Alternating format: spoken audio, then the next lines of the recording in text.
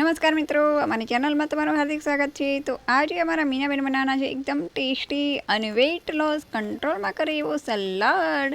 તો ચલો રેસીપી ફટાફટ જોઈ લઈએ। એના માટે આપણે સૌથી પહેલાં એક ટમેટું, એક બીટ, એક કાકડી અને એક ડુંગળી લેવાની છે અને થોડી કોથમીર। હવે આ બધી વસ્તુને ફટાફટ ઝીણી ઝીણી સુધારી લેવાનું છે।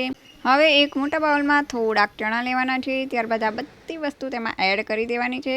તો મીનાબેન બધી વસ્તુ એડ કરે છે ત્યાં સુધી જો તમે અમારી ચેનલમાં નવા હો તો સબસ્ક્રાઈબ ચોક્કસ કરજો અને વિડીયો ગમે તો લાઇક અને શેર પણ ચોક્કસ કરજો અને કોમેન્ટ પણ અવશ્ય કરજો।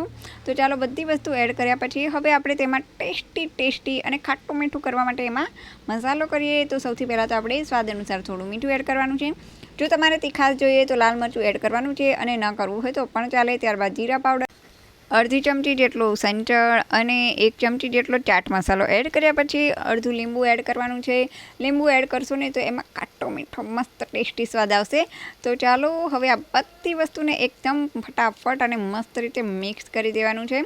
આ બધી વસ્તુ મિક્સ થઈ ગઈ છે તો હવે આપણું એકદમ ટેસ્ટી અને હેલ્થી સલાડ થઈ ગયું છે તૈયાર છે ને। એકદમ સિમ્પલ અને સરળ રેસીપી અને ફટાફટ તૈયાર થઈ જાય એવું। તો ચાલો હવે આપણે ફરી મળીશું નવા વિડીયો સાથે, નવી વાનગી સાથે। ત્યાં સુધી બાય।